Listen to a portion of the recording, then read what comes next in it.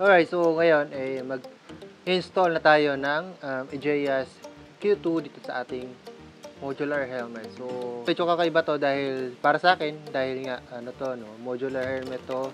Yung dati natin ginagamit is usually full face helmet. So, ayan. Yung ibang gagawin ko, yung ibang hindi makikita rito. So, papakita ko na lang via picture. So, magpa-flash naman siya sa screen nyo. So, ngayon, ito, nakikita nyo, tatanggal na tayo ng mga pads. Lahat niya tinanggal ko para wala nang istorbo sa atin. So, mas madali kasi magkalikot dito sa sa helmet. Maglagay-lagay ng mga kung ano-ano, mic, intercom, kapag walang masyadong istorbo. Done removing, ito na yung ating intercom at kinuha ko na rin yung ating microphone. So, una nating ilalagay itong pagkakabitan mismo ng intercom. So, ginamit ko yung clip type, o hindi naman siya clip type, para siyang letter U, maliit. Iniipit lang din siya doon. So, ito na yung ginamit ko kasi gusto ko lang sana talaga masubukan kung maganda siya o hindi. So, susuksok mo lang naman siya dyan. May kailangan ng konting puwersa pero hindi sobra para hindi natin maputol yung pagkakabitan. Ready na to at tinignan ko, wala naman siyang uwang at tingin ko masikip yung pinaka-intercom. Yung mount ng intercom. So, masikip siya. So, maganda to. Okay. And ito, kinabit na natin ang intercom. So, para matansya rin natin kung saan ilalagay yung intercom mismo. So, the best itong pinagpwestuhan ko. Hindi naman siya maalog. Yan. Para sa akin, okay na dito. At ilalagay na natin yung mga microphone. Una, gagawin natin dito, ididikit na muna natin yung velcro o yung magic tape. So, merong 4 na piraso na kasama yan. So, 2 lang kailangan natin dito. Ayan. So, ididikit natin yun. Syempre, dapat sa tapat siya ng tenga mo. No? So, pero dito, ang modular helmet na to ng SEC ay hindi siya intercom ready.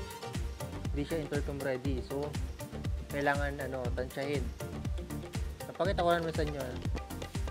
Ayan. Pero ako, ginamit ko yung cheek pads para malocate yung saan ko ididikit yung pinaka magic tape. Ayan, kinapaka ko na siya. Para sa unang magic tape, ito na siya.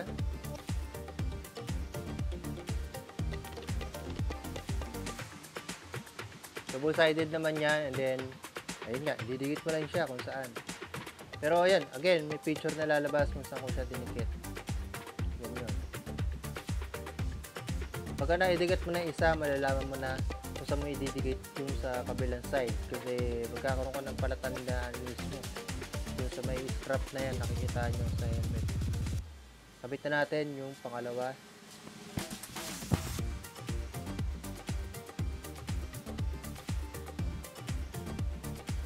Again, may palatandaan na ako dyan, kaya hindi ko na siya sinukat pa. Okay na, naidikit na. So, yung microphone na lang kailangan kong ilagay. So, meron din siyang pandikit o kailangan pinapwesto ko lang muna para matansya ko lang. Tinatansya ko kasi ang dual visor yung modular helmet kasi pag sinarado, pag mali yung pwesto ng pinaka-mic mo, tinatamaan yung pinaka-microphone. So, kailangan tama yung paglalagyan.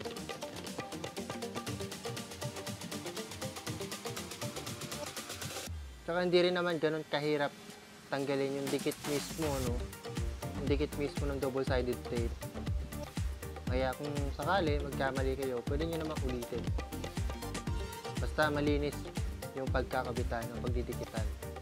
Kaya dikit ko na lahat, pati yung microphone. So, ayun, ganoon na lang kadali. Pupwesto mo na lang yung mga speaker. Katulad ng ginagawa ko ngayon dito.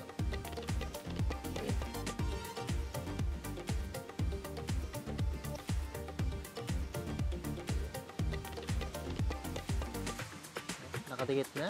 So, sa kabilang side naman,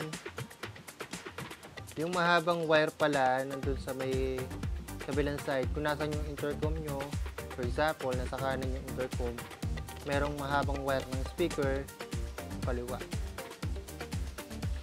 para hindi masyadong hatak yung pinaka-wire mo, no? Kasi ginawa talaga yun para doon.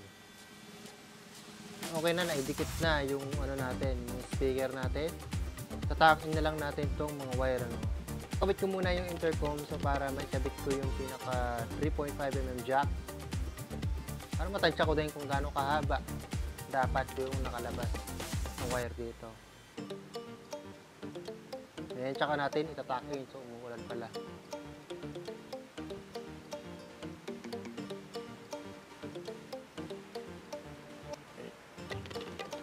Okay na yan. So, pagka nilagay naman yung mga pads, matatakpan na yan. Lagay nyo lang sa loob. So, lalagay na natin yung kabilang pads. Ito, pinakamadaling pads. Unahin natin to. Sabit na natin.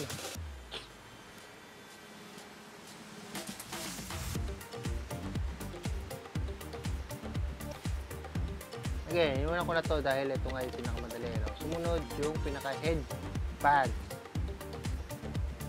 Sunod ko yan para matakpan na yung mga wires natin. Then huli, kung nasan yung microphone. Kasi dito medyo mahirap dahil nga nandun yung microphone. So medyo siksikan. Again, i-adjust nyo lang yung pinaka-microphone nyo para mai-click nyo yung pinaka-parang botones dyan. Alright, so naikabit na. Ito yung mic. Yan. So, testing lang kung tatama. So, yun. Sa gawa ko, wala naman, hindi naman siya tumatama. So, magagamit ko siya either naka-open or naka-close yung visor. Pero ako, mas gusto ko pa sana mas nakalabas pa yung mic. Some revision of our first word. So, yung una, yung ginawa ko, nakita nyo kanina, yung microphone is halos nakaganyan lang dito. Pero, sabi ko nga doon, ayoko nun, mas gusto ko sana mas nakalabas pa. Pero dahil may chin curtain ang modular helmet natin, tumatama pagka ganito nakalabas. So, ganoon, sakripisyo, tinanggal ko yung chin curtain niya para sa OBR ko para hindi na tumatama yung kanyang yung chin curtain sa pinaka mic. Ito is goods na tong gamitin.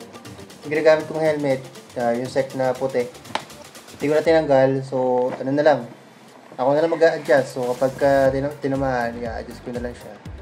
Ganun na lang gagawin ko. Pero okay na to, testing natin yung